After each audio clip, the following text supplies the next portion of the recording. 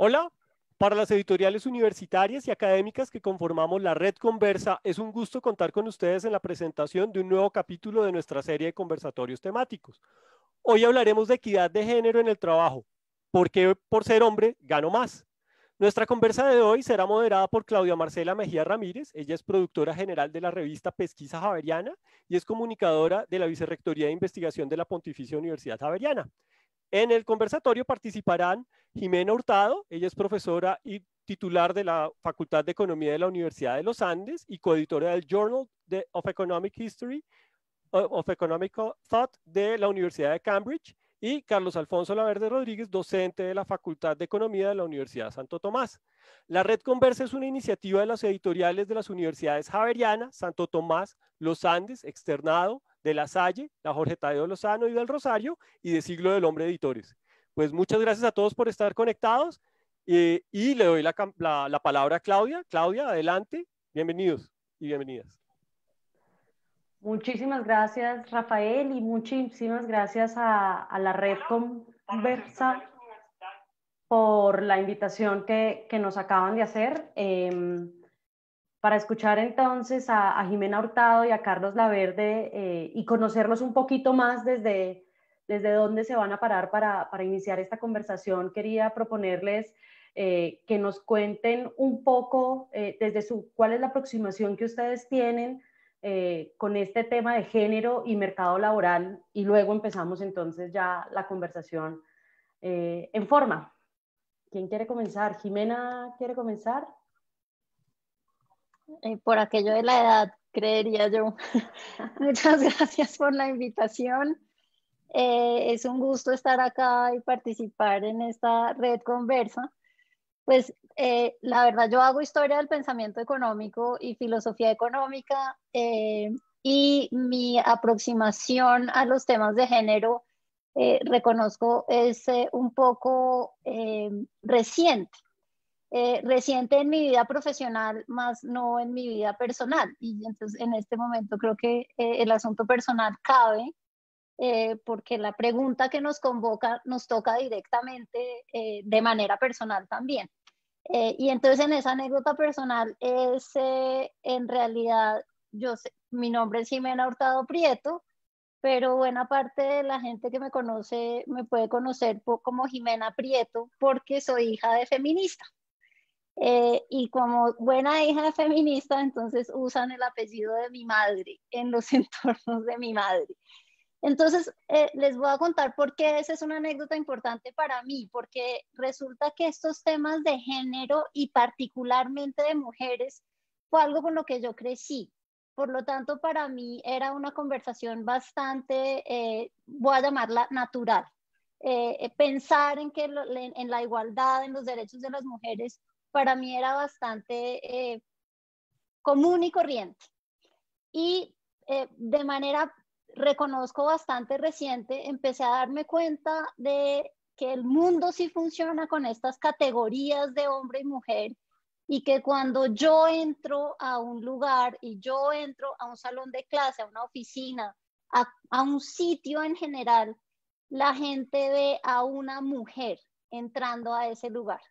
Y como que toda nuestra visión del mundo está categorizada de esa forma, y es una forma binaria que a mí personalmente me parece pobre de ver el mundo. Sin embargo, claramente, si no hacemos estas discusiones, si no visibilizamos esas categorías y las ponemos en cuestión, pues vamos a seguir reproduciendo estas formas de análisis y de ver el mundo, que nos están haciendo perdernos de buena parte de la diversidad, y además nos hacen normalizar cosas que no tienen y no tendrían por qué ser normales, que Carlos ha estudiado en muchísimo más detalle que yo. Entonces mi posición es un poco de militancia en este momento, de necesitamos hacer visibles, resignificar y renovar las categorías con las que vemos las cosas, los lentes a través de los que vemos las cosas, desde nuestra posición como ciudadanos y ciudadanas, pero también desde nuestra posición en particular, yo como economista, y probablemente deberíamos estar usando lentes violeta más que cualquier otra cosa. Esa es mi posición. Gracias, Pablo. Muchas gracias. Carlos, adelante, te escuchamos. Hola, muchas gracias, Claudia. Bueno, ya aprovecho para agradecer mucho la invitación, que creo que es un espacio súper necesario. De hecho, incluso cuando lo comenté a los estudiantes y a las estudiantes, se mostraron súper animados a participar y por lo menos a escucharlo. Espero que lo estén viendo porque pareciera que este tipo de cosas y mucho más en facultades de economía es bastante extraño todavía. O sea, resulta paradójico, pero es bastante extraño. Incluso mucho tiene que ver con los mismos paradigmas de la formulación económica que Jimena es experta. Pero bueno, yo quiero comentar, pues digamos, yo no me consideraría, digamos, un experto en el campo del género. Yo de hecho creo que soy un súper aprendiz, digamos, a lo largo de mi carrera académica, que ha sido de hecho, o surgió con una pregunta y era cómo en el caso de algunas mujeres que realizan un trabajo desacreditado, se sienten empoderadas o se sienten incluso con algunas lógicas de resistencia. Y estoy hablando particularmente del caso de mujeres trabajadoras sexuales. Y entonces desde esta como óptica me comencé a dar cuenta de una dinámica que no solamente estaba operando en este grupo en particular de mujeres, sino que funcionaba en todo el mercado y que nos interpelaba no solamente a este tipo de mujeres que tienen unas características en particular, sino adicionalmente al resto de la población. Entonces, diríamos que mi aproximación, si bien fue digamos, una mirada económica, pues por mi formación posteriormente en los posgrados fue más en el campo de la sociología. Entonces, digamos que ha sido más una mirada desde la sociología económica, pero que sin duda tiene que estar atravesada por una perspectiva de género, eh, por una posición, claramente como lo menciona Jimena, tiene que ser una posición política, sin duda, pero creo que también se tiene que discutir desde esa misma lupa la forma en la que nosotros comprendemos estas dinámicas que no tienen nada de naturales y que pareciera que incluso hasta el día de hoy, a pesar de que ha habido sin duda mucho avance, sigue siendo muy llamativo como algunas personas consideran incluso que ya no existe ninguna clase de diferencia, ¿no? Cuando realmente pues la realidad, las cifras incluso nos muestran algo muy, muy diferente. Muy bien, gracias, Carlos. En ese sentido, entonces, estamos viendo que partimos desde una posición política para poder dar comienzo a esta conversación. Y ahora desde lo que ustedes han trabajado y desde su experiencia, vamos entonces con la pregunta que nos convoca, que incluso ahorita Carlos nos comentaba que le llamó mucho la atención la formulación de la pregunta que convoca esta conversación. ¿Por qué por ser hombre? ¿Por qué por ser hombre todavía gano más? ¿Es real esa afirmación? Sí, no, mucho. eh, existe todavía una brecha muy marcada, no sé, a nivel nacional, a nivel internacional, frente a la forma en la que ganan las mujeres y los hombres. ¿Quién quiere comenzar con esta pregunta? ¿Comienza, Ximena? Creo que tienes bloqueado el micrófono. Sí, Ahí está. estaba diciendo que alternemos, que nos turnemos en empezar. Bueno, ahorita rotamos las preguntas, los inicios. Bueno, sí, o sea, estoy haciendo caras de sí desde que Claudia empezó a hacer la pregunta, porque absolutamente la brecha salarial existe en el mundo, existe en Colombia, existe no solamente porque las mujeres ganan menos que los hombres, porque las mujeres además tienen tasas de desempleo más altas que los hombres. Con la pandemia esto se ha exacerbado aún más, porque las mujeres, por ejemplo, los hogares con jefatura de hogar en pobreza, los hogares con jefatura de hogar femenina son más que los hogares en pobreza con jefatura de hogar masculino. O sea, hay una desigualdad económica enorme para las mujeres. Yo creo, a mí lo que me llamó más la atención de la manera en que formularon la pregunta de invitación a este conversatorio no es solamente de por qué gano más por ser hombre, que es un hecho, ganan más por ser hombres, y después entraremos en los detalles de por qué, sino el todavía. El todavía es lo que es, en mi opinión, aterrador. Que esto todavía pase. ¿Por qué es aterrador? Porque resulta que encontramos, por ejemplo, que las mujeres están alcanzando mayores niveles de educación que los hombres. Se están educando más que los hombres. Y con todo y eso siguen ganando menos. Entonces ahí es que tenemos que empezar a preguntarnos, pero ¿y cómo por qué? ¿Por qué las mujeres ganan menos que los hombres? ¿O por qué los hombres ganan más que las mujeres? Y además que nos parece como, pues sí, pues eso pasa y ya. Pues no, no es que pasa y ya. Resulta que, y aquí quería entrar como a la serie del diagnóstico de lo que llamamos los economistas y las economistas, que es un poco, hay una cosa que es un motivo de discusión hoy en día, que es, por ejemplo, la economía del cuidado. Y creo que deberíamos entrar en esa discusión también.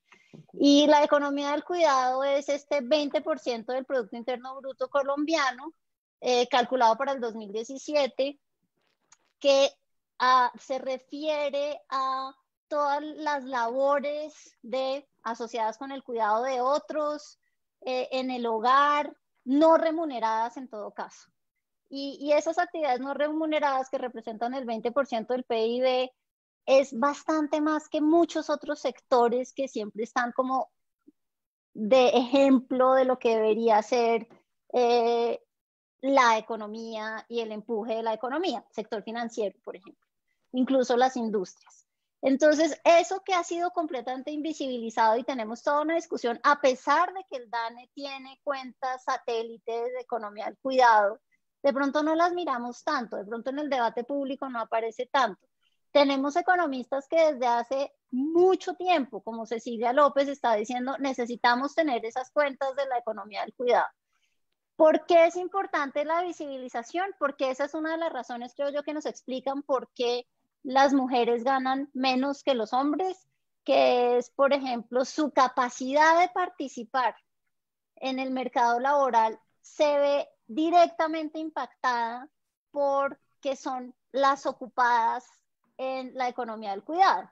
Entonces, cuando oímos y fíjense que la normalización sí existe, cuando tenemos este tipo de expresiones de, ay, tan buen marido que es que le ayuda en la casa, nunca oímos, ay, tan buena esposa que es que le ayuda en la casa. No, ese es su trabajo. Entonces, las mujeres dedican mucho más tiempo, y eso es a lo que nos referimos con la doble y triple jornada de las mujeres, a la economía del cuidado, al cuidado de los demás, sin lo cual nadie sobreviviría, que los hombres. Entonces, eso significa que tienen menos tiempo para trabajar en remunerado que los hombres, por ejemplo. Esa es una de las cosas, y yo creo que este punto se relaciona, y con esto termino, con una cosa que dijo Carlos que es fundamental, que es el poder de negociación de las mujeres. El empoderamiento que da la remuneración, el ingreso propio de una mujer, independientemente de en qué se ocupe, es fundamental. Y mientras eso no esté, eso significa que las mujeres tienen menor poder de negociación al interior de sus hogares, pero también en el mercado laboral. Entonces creo que por ahí va un poco la pista que yo quería empezar a explorar. Gracias, Jimena. Carlos.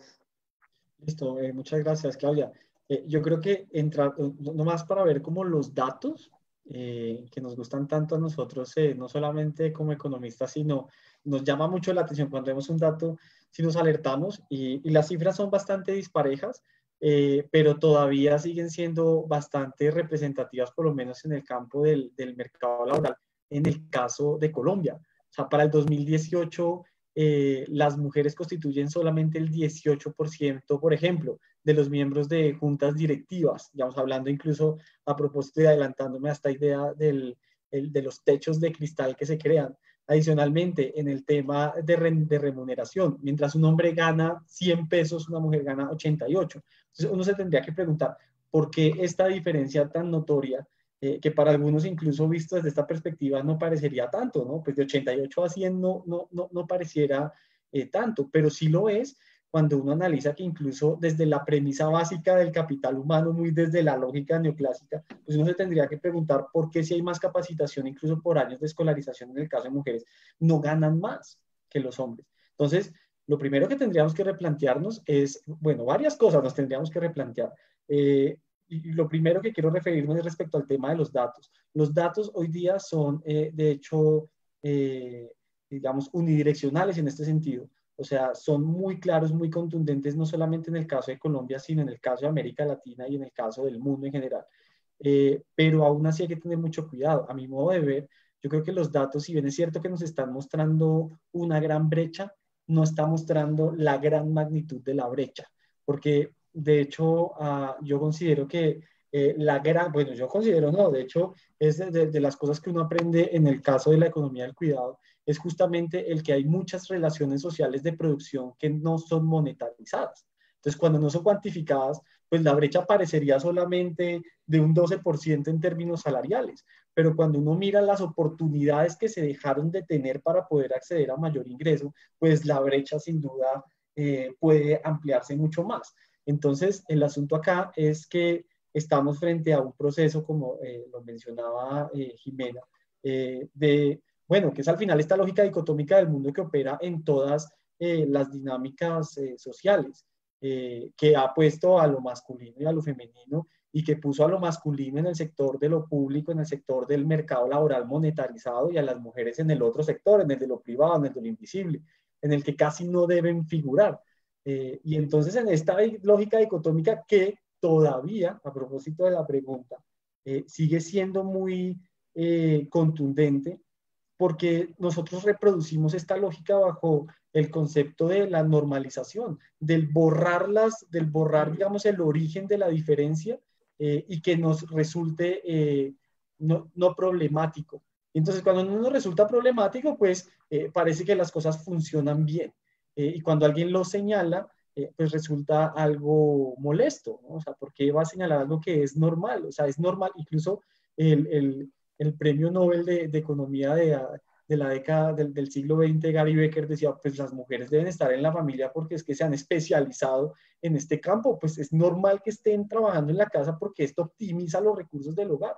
En este proceso de normalización, incluso teórica, lo que nosotros vemos es que esta brecha es mucho más grande. Y aquí yo creo que dando incluso pie para hablar ahora de lo que mencionaba Jimena sobre la economía del cuidado. El asunto es que, sin duda, el dinero juega un papel importantísimo. Yo lo veo más desde una perspectiva, si lo puedo llamar así, sociológica, y sin duda el dinero no solamente sirve como un medio de intercambio, como nosotros nos gusta verlo, como un dinero neutral. El dinero es portador de sentidos y de significados, como lo han mencionado desde la nueva sociología económica. Principalmente Vivian Celicer. El asunto acá es que cuando usted tiene dinero, usted tiene poder. Ahora, el asunto es que parece que hay unos mecanismos todavía muy ocultos que están en la sociedad, que lo que hacen es impedir que las mujeres tengan ni siquiera igualdad, mucho menos pensar en que tengan más recursos que los hombres, porque entonces aquí ya estamos no solamente frente a un fenómeno económico, sino también político, sin duda. Desde esa perspectiva, quería preguntarle a Jimena cuál considera que es la principal o las principales problemáticas o consecuencias que tendría esta desigualdad todavía en el mercado laboral. Digamos que es importante entender que el género requiere comprender múltiples factores, ¿sí? Esto no, como están ustedes mencionando, no es cuestión solamente de ganar o de tener unos rangos salariales diferentes. ¿Qué impactos generan? Me gustaría escuchar un poco a Jimena de esos impactos que generan desde la economía y a Carlos desde la perspectiva sociológica, el que se mantengan este tipo de desigualdades en el mercado laboral. Pues yo creo que primero que todo hay una cosa que yo quisiera recuperar también de lo que dijo Carlos, y entonces con esto me vas a zafar un poco como economista también, en el siguiente sentido. Había un economista que se llama Ava Lerner que decía, la economía escoge sus problemas y esos problemas son aquellos en los cuales las relaciones de poder han sido minimizadas. o la economía trata de los problemas políticos solucionados. Entonces, probablemente también por eso a lo que se refería Carlos, hay un proceso de normalización de este tipo de relaciones, estilo Gary Becker, en el que nos dice, no, pues todos sabemos que la división del trabajo es eficiente y hace que todos seamos más productivos, y como hay una división sexual del trabajo, pues la cosa debería ser así. Se nos olvida un poco el pedazo de la construcción social del género. Entonces, el género no es natural. El género es una cosa que nos inventamos, que construimos y que implica relaciones de poder. Y ahí entonces paso al pedazo económico. Esas relaciones de poder en economía, por más que no las analicemos muy en detalle, existen. Entonces, hacíamos referencia al poder de negociación. El poder de negociación al interior del hogar y por fuera del hogar. También tiene que ver con el conformismo y la reproducción de comportamientos. Entonces, sobre todo en administración, han hecho muchos estudios sobre por qué a partir de lo que los economistas llamamos como microeconomía o economía del comportamiento también, de las decisiones que toman las mujeres en los procesos de negociación laboral. Y lo que se ha encontrado es, por ejemplo, las mujeres son menos asertivas en venderse, en esa cosa que tenemos que hacer todos pues para conseguir un aumento de sueldo o conseguir trabajo, lo que sea. Las mujeres son menos asertivas y se vanaglorian menos y hacen más esfuerzo por mostrar, no, pues yo sé esto, pero de esto tal vez no sé tanto, mientras que los hombres no hacen ese tipo de cosas. Y cuando las mujeres lo hacen, entonces es que pues perdió su lado femenino. Y esto tiene que ver con identidad. Entonces esto va más allá solo de hombres o mujeres, tiene que ver con identidades de género, con lo femenino y lo masculino. Con eso que también los sociólogos nos decían, lo femenino se asocia con lo blandito, en todos los sentidos. Uno no impone desde lo femenino, mientras que lo masculino sí es la racionalidad y lo serio y lo calculador y no sé qué, y el empoderamiento, el poder.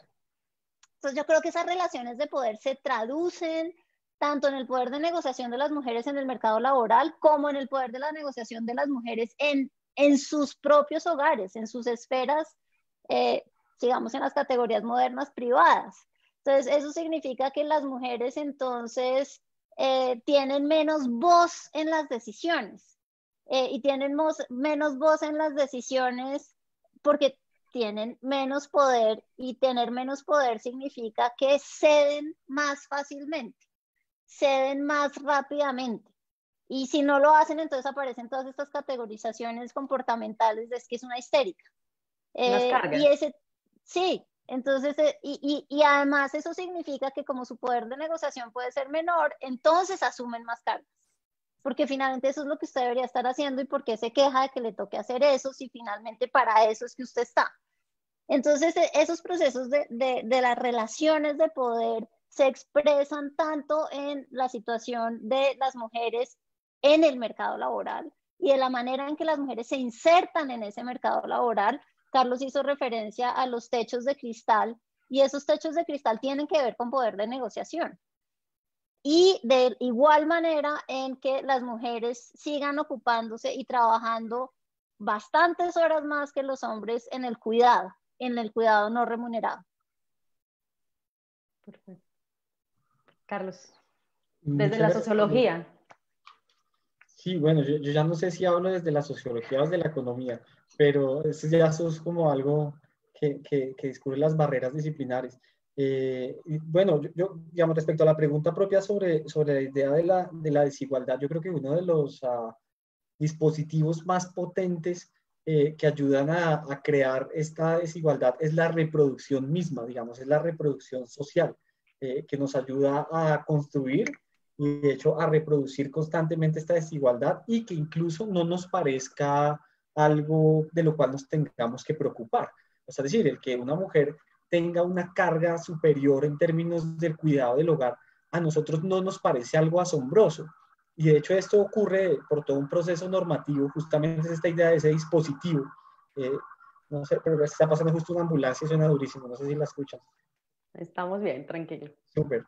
Entonces el asunto es que cuando se normaliza este dispositivo de desigualdad que está anclado justamente en estas relaciones de género, es ahí cuando la desigualdad toma todo su esplendor, incluso de una manera sorprendente, y es a través de este concepto que usa Pierre Bourdieu cuando habla de la dominación, de la violencia simbólica. Entonces, el dominado se aplica en las mismas categorías con las cuales se domina, ¿no? Entonces, las mismas mujeres, pues como parte del aparato social, también tienen esas categorías dicotómicas que las han puesto en una situación de desventaja.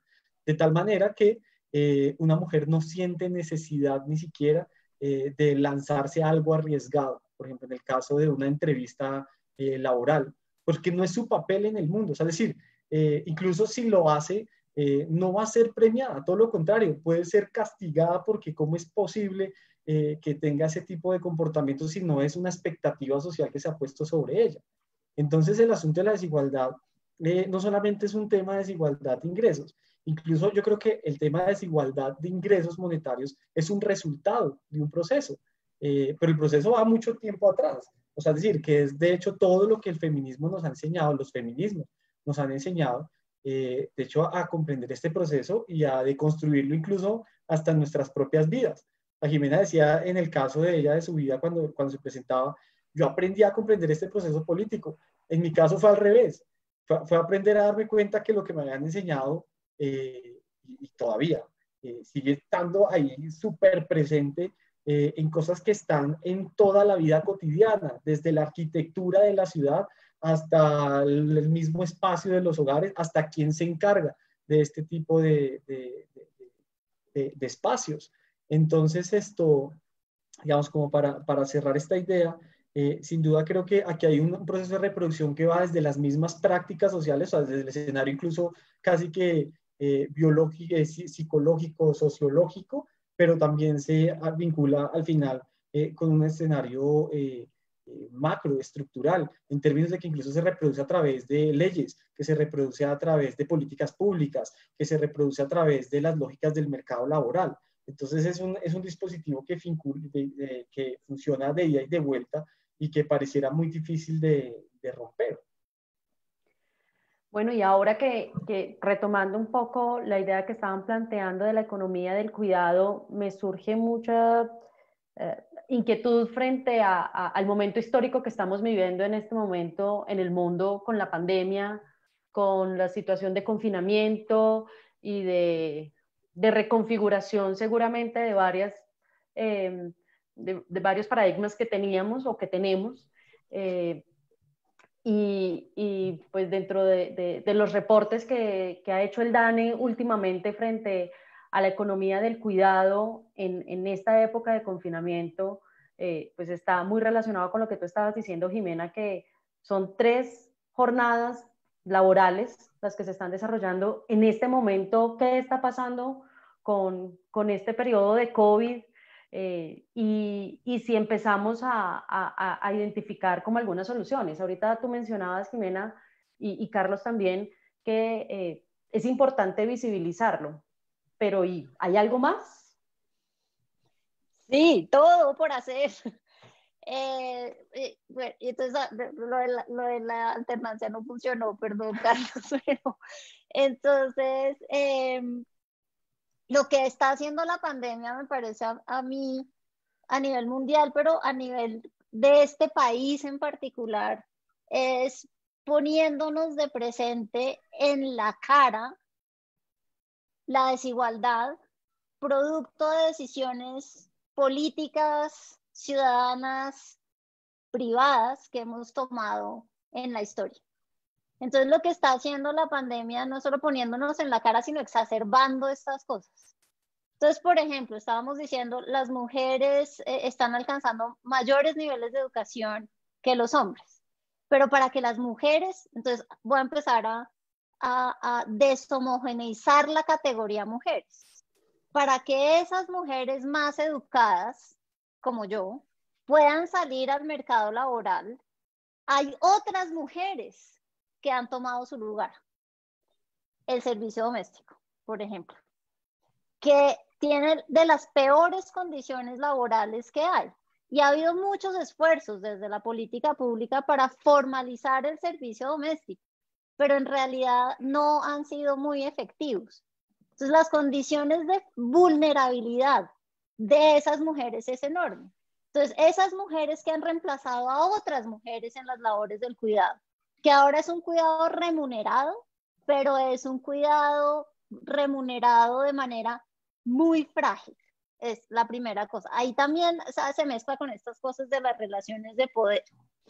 La otra cosa que ha pasado es las mujeres cuando salen al mercado laboral, por lo general, lo que hemos visto en las tendencias históricas es que participan en los sectores de la economía asociados con el cuidado. Entonces no solamente se ocupan del cuidado privado, sino también se van a ocupar del cuidado público. Entonces eso significa que de sectores muy golpeados en esta pandemia, piensen en turismo, hotelería, restaurantes, servicios en general, ahí hay una mayoría de mujeres.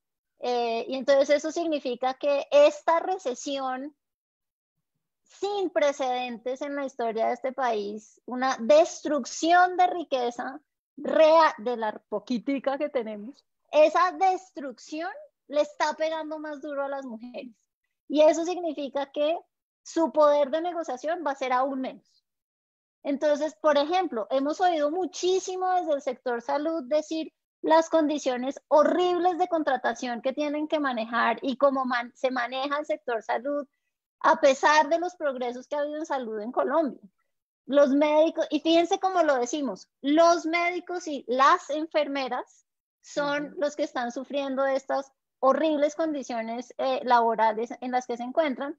Y precisamente otra vez, entonces en un sector del cuidado, que es el sector de la salud, aquellos a los que les va un poco mejor son los médicos y a los que les va peor son las enfermeras. Y entonces aquí hay una cuestión que también se ha estudiado desde la economía, de la identidad asociada con las labores. Entonces, en la identidad asociada con las labores, eso significa, otra vez, los médicos y las enfermeras. De pronto ustedes se saben esta historieta, me voy a tomar 5 segundos para contarla rápidamente, que es la historieta de, hay un accidente, entonces ya les di la pista, obviamente. Hay un accidente de carro muy grave en el cual van el padre y el hijo. El padre muere en el accidente, al hijo lo llevan en urgencias a cirugía y cuando llega a urgencias, quien lo va a operar dice, yo no lo puedo operar porque es mi hijo. ¿Quién es? ¿Por qué no lo puede operar? Y esto es un ejercicio que se ha hecho muchas veces y la gente en general se demora mucho tiempo en encontrar la respuesta. Esa es la cosa del dispositivo de la que está hablando Carlos. ¿Sí ven? A nadie se le ocurre, pues es que es la mamá. Esa es la normalización de las categorías que tenemos. Entonces, lo que está pasando ahora, incluso con el teletrabajo, por ejemplo, que estamos diciendo, Carlos dijo, no tenemos los espacios adaptados en las casas para el teletrabajo. Entonces, estamos teletrabajando. Ese teletrabajo significa que las mujeres están más tiempo en la casa. ¿Quiénes son las que están cargando más eso que había sido reemplazado por otras mujeres que se ocupaban del servicio doméstico? De la educación de los hijos, del cuidado de los mayores, de las labores del hogar. Lo que se está reportando en las encuestas de uso del tiempo es que son más las mujeres que los hombres. Eso además ha llevado a violencias que también hemos tenido una explosión de violencia contra la mujer durante la pandemia, que todo tiene que ver con estas relaciones de poder en las que se encuentran las mujeres. Entonces, y estas son cosas para quedarse, digamos. Entonces, cuando Claudia pregunta qué hay que hacer, pues por ejemplo en lo del teletrabajo. Cuando regulamos lo del teletrabajo y todo el mundo está diciendo, uy, sí, qué maravilla, y aumentamos la productividad y no sé qué y tal, pues resulta que ese teletrabajo de pronto para aquellos que se ocupan del cuidado, para aquellos que ocupan lo femenino en el hogar, pues de pronto no es tan buena idea.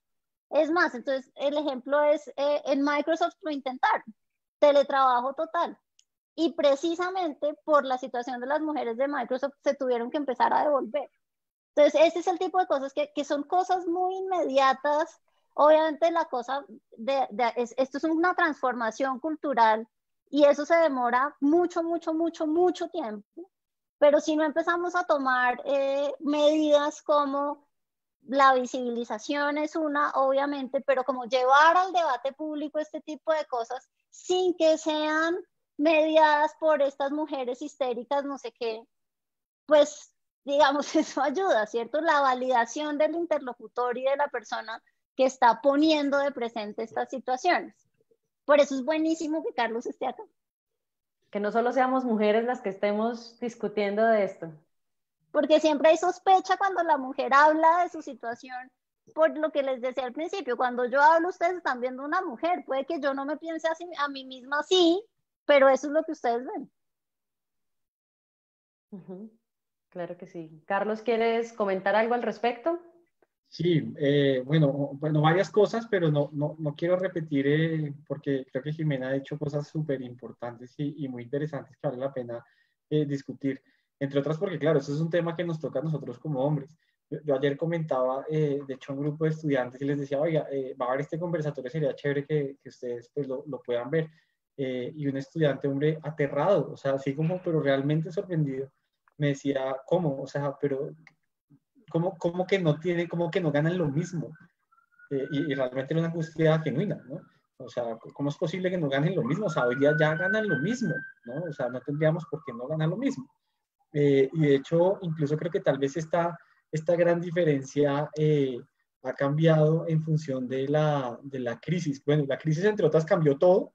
Y todas las categorías que nos servían en marzo, seguramente ahorita en septiembre ya no nos sirven, pero quizá una de las que más se ha reforzado, por lo menos incluso hasta del sentirlo, ha sido la economía del cuidado, sin duda. El tema de que se haya trasladado por completo el trabajo en la casa, bueno, en las personas que lo hicieron, porque muchas no. De hecho, ha puesto de relieve el que cómo se distribuyen estas tareas del hogar. De hecho, abundaban, de hecho, yo creo que los memes y todo lo que pasa en redes sociales es un súper buen medidor, porque todos los hombres aterrados de que hay loza para lavar, ¿no? Y que se lava tanta loza al día, ¿no? Entonces, ¿quién normalmente está haciendo todo ese tipo de trabajos? Pues generalmente es este sector, bueno, por un lado no remunerado, que es aquel que está en el hogar o en las tareas del cuidado, pero el otro es el que está en el mercado, el que se ha logrado monetarizar. Pero aquí lo interesante es que a pesar de que se ha logrado monetarizar, no quiere decir necesariamente que haya implicado mejores condiciones, como ya lo mencionaba propiamente Jimena. ¿Y por qué no ha sucedido este cambio de que logren tener salarios más competitivos en función de trabajos similares? El asunto básicamente, digamos, a mi modo de entenderlo, es porque el trabajo del cuidado es un trabajo que estuvo básicamente siempre asignado, por lo menos en el imaginario social, en las representaciones sociales, sobre la idea de la casa, del hogar, de lo privado, de lo que representa la mujer. Ahora, si nosotros lo pensamos, el asunto es que este escenario del hogar, de la casa, es el escenario del amor, es el escenario del sacrificio, es el escenario en el que la mujer tiene todo su espacio de desempeño. Toda esta idea de reproducción, por ejemplo, sobre la idea del sacrificio, es yo trabajo mucho y lo único que recibo a cambio es cumplir este rol, el que se me ha asignado culturalmente, bajo el principio del amor. Entonces, incluso, claro, uno encuentra las profesoras de primaria, son mamás que lo que hacen es reproducir, o bueno, es lo que se supone, la expectativa que tienen los padres sobre la profesora de primaria, ¿no? De hecho, es muy raro incluso encontrar a un profesor hombre de primaria, o pre-kinder, o de kinder, incluso está sospechoso, dirán, pero esta persona, ¿por qué toma ese tipo de decisiones? Y está, digamos, fundamentado bajo esta idea de quien se encarga del cuidado y del cuidado sacrificado bajo la lógica del amor, son las mujeres. Y entonces este segmento de mercado pues está, digamos, depreciado en términos monetarios y, bueno, y sociales, porque pues es apenas las expectativas sociales que todavía se sostienen alrededor de la construcción social del género. Entonces, sin duda, yo creo que a propósito de la crisis, lo que nos ha dejado, sí, es darnos cuenta de que hay una gran diferencia en usos del tiempo, particularmente en el caso de los cuidados del hogar. Pero el asunto es que posiblemente lo que va a pasar es una reproducción de la pobreza separada por género. Y uno diría, pero ¿cómo es posible que las mujeres sean más pobres que los hombres? O sea, sería otra pregunta que yo creo que valdría uno la pena hacérsela. Y pues evidentemente la reproducción incluso se hace alrededor, incluso al interior de los hogares. Y sobre esto se ha escrito mucho y de hecho surgió esta idea de la feminidad la pobreza tiene cara de mujer, ¿no? O de mujeres. ¿Por qué? Porque al interior del hogar, incluso desde la porción que se le da a cada uno de la familia, implica un proceso de reproducción. Y los datos que nosotros tenemos disponibles nos señalan que efectivamente las mujeres sufren de más pobreza al interior de los hogares, o sufren de pobreza diferencial en relación al hombre, a su pareja incluso. Entonces, pues bueno, son fenómenos que muy seguramente se van a intensificar en el caso de la pospandemia, si ya existe el término, debido a que, digamos, en el caso de jefatura de hogares monoparentales están a cargo de mujeres y seguramente van a seguir mal remunerados y se va a seguir, digamos, reproduciendo este ciclo, ¿no? Sí, ya nos dimos cuenta que los usos del tiempo son terribles y que a los hombres ya nos dimos cuenta que aprendimos que hay que lavar la loza. Muy bien, pero al final esta lógica de la reproducción y de la desigualdad sigue estando ahí en el centro de la discusión. Muy bien, nos están llegando comentarios y preguntas de personas que nos están siguiendo a través de las redes sociales de las universidades que hacen parte de la red Conversa. Les quiero leer un comentario y sobre un comentario traerles una pregunta que nos hace. Está Marisol Cabrera, dice que el ingreso es fundamental para la autonomía económica de las mujeres, para decidir sobre sus vidas y sus deseos. Mientras a los hombres los contratan por la experiencia, a las mujeres por la juventud y la belleza, y el número de mujeres de cabeza de hogar ya llega al 40%. Y Liliana Cortés Garzón dice que el problema es la falta de herramientas que tenemos las mujeres para la igualdad. Y aquí les quiero transmitir la pregunta sobre las herramientas. ¿Existen herramientas para tratar de contrarrestar esta desigualdad de género? ¿Qué recomendarían en ese sentido? Quien quiera plantearlo. Carlos. Bueno, sí, invirtamos el proceso.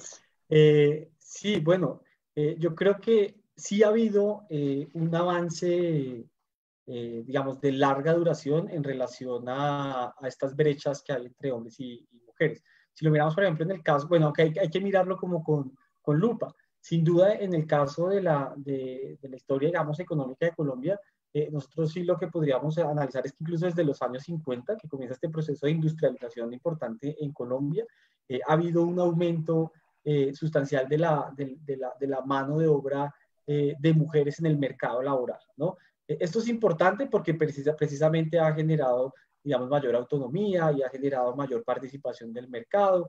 Incluso si lo miramos después de los años 90, empezaron a participar más mujeres casadas en el mercado laboral, y esto debido claramente al tema de la apertura económica y a la demanda incluso de mayor fuerza de trabajo, etc. Entonces, claro, hay mayor participación de las mujeres en el mercado laboral, y esto incluso se debe a políticas indirectas o directas que hacen, digamos, ayudan a cerrar esta brecha.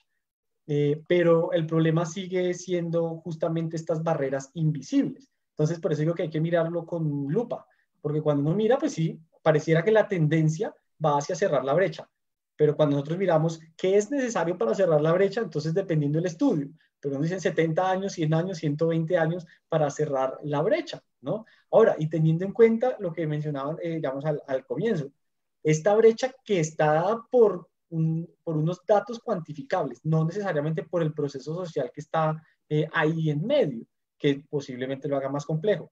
Ahora, creo que sí hay avances.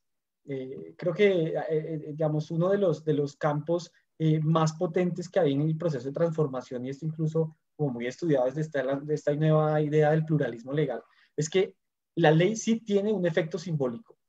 O sea, es decir, sin duda creo que estamos en un escenario de bastante precariedad institucional.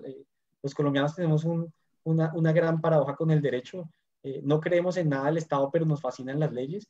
Y aún así, creo que es muy importante estos avances en términos de leyes. Por ejemplo, el que ya hoy día exista esta encuesta nacional de usos del tiempo, que se mida justamente la economía del cuidado, que de hecho se castiguen todas las lógicas de violencia y abuso sexual. El que exista todos estos mecanismos legales, sin duda creo que ha sido un gran avance para visibilizarlo. Ahora, que se haga efectivo, No necesariamente. O sea, de hecho, los estudiosos del tema saben que desde que surge una norma hasta que se puede lograr un cambio social pueden pasar 2 o 3 generaciones. Pero lo importante es el cambio social y el cambio incluso hasta en el escenario de lo lingüístico, que empieza a generar una visibilidad de lo que antes estaba oculto. Mentiras, que antes no, que todavía está oculto. Perfecto. Sí, Gracias. yo estoy realmente de acuerdo con Carlos. Yo creo que empecemos como en orden. Creo que en la primera pregunta que teníamos sobre la discriminación en la contratación, eh, esto es cierto para las mujeres, pero también se han hecho muchos experimentos de enviar hojas de vida idénticas, igualitas, donde sencillamente cambia la foto, por ejemplo. Entonces hay hombre o mujer y generalmente se le da la entrevista al hombre.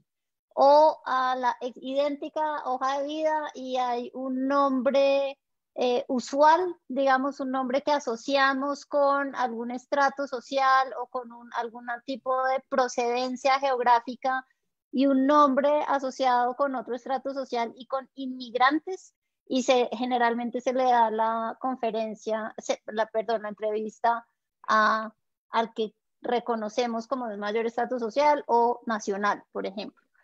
Esto ha funcionado con etnia, o sea, se ha hecho todo tipo de cosas y todo eso nos muestra como todos los sesgos que hay y trayendo pues la cosa de la interseccionalidad. Pero evidentemente si en la interseccionalidad el común denominador es ser mujer, las llevo, ¿cierto? Ese es el peor de los mundos. Y ese peor de los mundos de ser mujer se está extendiendo a todo aquel que se identifica como femenino. Y yo quisiera traer eso a colación porque mujer y femenino no son idénticos, ¿cierto? Entonces lo femenino, por ejemplo, dentro de eso me hace pasar a la segunda pregunta sobre las herramientas. Hemos hablado mucho de acción afirmativa y la acción afirmativa tiene obviamente sus cosas buenas y también tiene sus limitaciones. Dentro de las limitaciones que se vieron incluso en departamentos de economía de universidades en Estados Unidos, donde se aplicó la acción afirmativa para mujeres, es que a medida que estas mujeres avanzaban en su carrera profesional, siempre se ponían en duda sus logros. Siempre se decía, claro, es que usted llegó aquí por ser mujer, por lo de la acción afirmativa. Entonces usted le está quitando el puesto a alguien que probablemente fuera más competente que usted. Entonces no se parte de la base, hay una mala comprensión de la acción afirmativa, porque la acción afirmativa lo que dice es a igualdad de capacidades, dele la oportunidad a aquel que ha sido sistemáticamente subrepresentado. Eso es, por ejemplo, en Colombia existe la ley de cuotas, ¿cierto? Y la ley de cuotas ha sido súper difícil de pasar, de entender, de ganar legitimidad, porque es una cosa como, ay, pues les están dando a las mujeres la vaina fácil, y entonces eso ponen a cualquier mujer y listo. No es esa, se perdió esa noción de esa herramienta que es muy poderosa, que es si son en el papel iguales en capacidades, dele la oportunidad a los subrepresentados. También hay otro tipo de herramientas, hemos hablado mucho de cifras y yo sé que a veces las cifras suenan como lejanas y como extrañas y como finalmente la cifra en que me toca a mí como individuo, pero yo creo que ese es un esfuerzo importante y creo que el esfuerzo que hace el DANE, que es una institución estatal, de levantar estas cifras es muy importante y que además está ahora empezando a explorar esta posibilidad de levantar estadísticas de género tal cual, y no solo hombres y mujeres, sino empezar a preguntar por la identidad de género de los colombianos, que nos permita también visibilizar esas otras formas de discriminación que sufren aquellos por lo femenino. Creo que es ese tipo de herramientas que son poderosas, que como decía Carlos, en Colombia tenemos esta tendencia a sacar leyes de todo tipo de cosas, pero entonces nos queda la ley sí, por el poder simbólico que tiene, necesitamos hacerle ganar legitimidad a esas leyes y yo creo que eso solo se logra en el debate público. Deberíamos ser más activos en el debate. Hacen una pregunta que no sé, creo que de alguna manera Carlos ya la tocó, y es ¿cuánto puede durar el cambio hacia una sociedad más equitativa? Pues a pesar de los esfuerzos, se siguen manteniendo ideas y oportunidades parcializadas. Pregunta Felipe Taborda. ¿Qué tan esperanzadora es tu respuesta, Jimena? ¿Cuánto falta?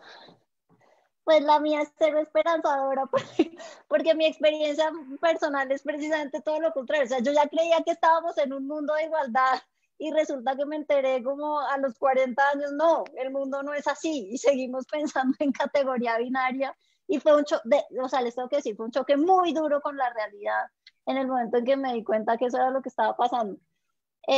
No, seriamente, eso es serio porque es una experiencia personal. Seriamente hablando, efectivamente, de los estudios de los que está hablando Carlos, lo que sabemos es que las normas sociales toman mucho, mucho tiempo en cambiar y lo que hemos visto, que a mí me parece bastante angustiante, es retrocesos en esos avances que hemos tenido en las normas sociales. Entonces, por ejemplo, todo lo que implicó el movimiento de los 60s, todo lo que, los avances que hicieron los feminismos a los que se refería Carlos, en los 60s, en los 70s, gracias a los cuales estamos acá, pues desde las sufragettes, por ejemplo, en épocas modernas estamos en estas y seguimos esperando. Entonces, yo creo que efectivamente esto es una cuestión lenta, de paciencia y de intentar, y vuelvo a lo del lenguaje de Carlos, de intentar también transformar el lenguaje, que podamos hablar de, es muy importante hablar de hombres y mujeres, pero que podamos integrar también esas otras dimensiones de lo que implica el género y de poder entender que lo femenino y lo masculino va más allá de los órganos sexuales y reproductivos, por ejemplo. Un poco en esa línea quisiera preguntarle también a Carlos, ya desde el trabajo investigativo que logré encontrarte en la búsqueda de tu perfil, quería preguntarte sobre dejar de tener presente esta mirada binaria del género y la experiencia que tú has logrado identificar en el trabajo de mujeres o de personas, trabajadores sexuales.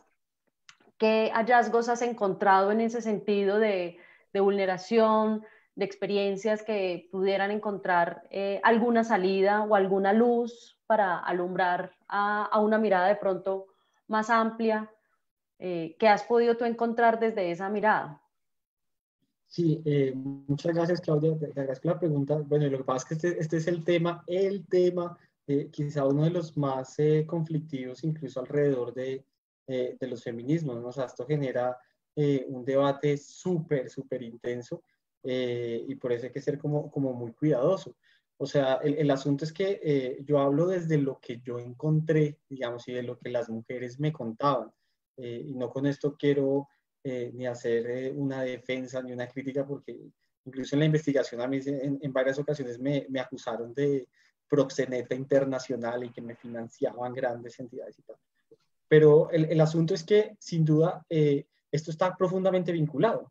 O sea, el asunto es que haya toda una lógica de precarización laboral en términos generales para hombres y para las mujeres, sin duda, en el caso colombiano, en donde hay un nivel de informalidad tan alto y de desempleo tan alto. Lo que produce esto es que, digamos, en el caso del comercio sexual, muchas mujeres lo que hacen es una evaluación, incluso una evaluación en función de las oportunidades de acceso al mercado laboral de calidad, empleos de calidad. Entonces, muchas mujeres, digamos, era muy recurrente el que expresaran vea, yo trabajando de mesera, me pagaban 30.000 pesos el día, llegando a las 7 de la mañana y saliendo a las 6 de la tarde. Era un trabajo durísimo, aparte me trataban supremamente mal, etc. Y luego en este trabajo pues tengo flexibilidad horaria, gano muchísimo más, en términos de lo que, bueno, alguna de ellas decía, cobramos por lo que otras hacen gratis, y entonces en ese sentido para muchas era, bueno, es problemático, pero como sea el asunto es que frente a una crisis y a una marginación en términos del acceso, no solamente al mercado laboral, sino a toda una serie de capacidades, digamos, citando muy como la lógica de Zen. Entonces, pues pareciera incluso como lo dice una feminista mexicana, parecería el mejor entre los males, ¿no? Debido a esa situación de precariedad. Ahora, esto tiene que entenderse sin duda yo creo que a la lógica y que creo que por ahí lo tocamos de manera muy tangencial, y es esta idea de las cadenas globales de valor. Sin duda, y que también está enlazado a lo que mencionaba Jimena sobre estas cadenas globales del cuidado, ¿no? En el que al final no hay que olvidar y no hay que perder del foco que en esta discusión nosotros estamos ubicados y nosotras estamos ubicados en el sur global, y que esto genera una situación muy particular para el mercado laboral y dentro del mercado laboral para las mujeres. Entonces, respectamos muy particularmente en el caso de la pregunta que me haces, Claudia. En el caso en específico del comercio sexual, nosotros no lo podemos entender si no es desde nuestras lógicas muy particulares y muy específicas de Colombia incluso, porque en el debate siempre se recurre a comparar a Alemania, a Holanda, que despenalizó, o a Suecia, que penalizó, etcétera, y se nos olvida por completo el que las situaciones de precariedad que están, digamos, vinculadas a todo este escenario, incluso de división internacional del trabajo, nos ha precarizado mucho y que entonces de alguna manera lleva a estas mujeres a tomar decisiones en esa vía. Y al margen de defender o criticar, sino más bien analizar ese tipo de prácticas, creo que en este escenario resultan una salida frente a esta crisis. Entonces, lo que piden es, de hecho, mejores condiciones para que en este contexto puedan tener más acceso a derechos que les han sido negados. Perfecto, bueno, sin querer, sin darnos cuenta, se nos fue ya la hora de conversación en este rato sobre género y condiciones laborales. Quisiera que cerráramos esta conversación, profesores, con qué miradas, qué posibilidades se pueden tener en este momento para mejorar este propósito de unas condiciones laborales más equitativas, desde el sueldo y desde otro tipo de variables y factores. Y también lo que hacía tanto hincapié Jimena, de no estar mirando desde un lado binario, sino con una comprensión desde las diferentes identidades. ¿Qué recomendaciones, qué escenarios, qué posibilidades se podrían tener en este momento? Y para que cerremos con, si quieren recomendar algunos autores o algunos lugares donde puedan seguir las personas que nos están viendo en este momento, continuar indagando por estos temas que ustedes trabajan. Entonces, si quieres, Jimena, vamos contigo y ya cerramos. Volví. Con Carlos. No, primero, otra vez, muchas gracias, de verdad. Estuvo muy, muy interesante la discusión. A veces me siento como que entre los tres estamos como predicándole a los convencidos y en ese sentido creo que insisto en que deberíamos intentar llevar la conversación a los no convencidos. Por ejemplo, Carlos nos habló de su estudiante a quien le sorprendió este dato y realmente es a partir del desconocimiento que esto puede pasar o puede ser a partir del prejuicio también. Creo que las dos cosas, y creo que por eso somos profesores, se trabajan a partir de la educación.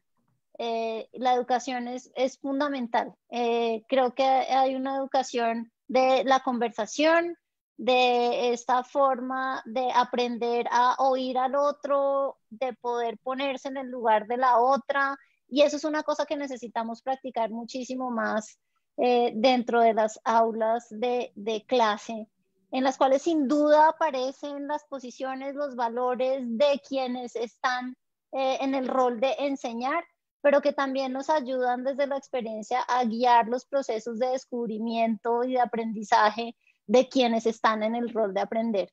Creo que eso es una de las cosas más importantes a las que les podemos apuntar. Eso de la educación implica entonces hacer todos estos procesos de construcción, reconstrucción y construcción de nuevas categorías sociales y de nuevos acuerdos sociales. Yo creo que eso es una cosa de la conversación que es fundamental y que en Colombia lo hemos repetido 20 millones de veces y seguimos sin construir conversaciones en las cuales estemos dispuestos a oírnos realmente sin descalificarnos los unos a los otros. La educación es, yo creo que, pues es en lo que yo creo y por eso lo estoy poniendo aquí de presente. Recomendaciones de qué ir a leer, pues hay muchísimos estudios, muchísimos trabajos en estas cosas, pero yo quisiera recomendarles que fueran a leer, que buscaran una revista que es una revista de quienes han liderado, encabezado y quienes históricamente han traído el debate del feminismo y que son las feministas como de tradición, las voy a llamar así, en Colombia, y que son el grupo Mujer y Sociedad, y la revista de ese grupo se llama En otras palabras, y es una revista que ahora se encuentra de manera digital, es una revista preciosa además, pero precisamente es este tipo de lugares donde encontramos estas discusiones en otras palabras. Gracias, Jimena. Carlos. Bueno, muchas gracias por el espacio. Antes de terminar, agradezco. Y bueno, yo creo que lo que pasa es que soluciones, me encantaría poder tener un listado de 5 posibles alternativas, pero resulta un poco más complejo que esto. O sea, como yo lo decía al comienzo, creo que el mercado laboral al final es, como lo decía un sociólogo clásico, uno tiene que entender los fenómenos es por sus consecuencias.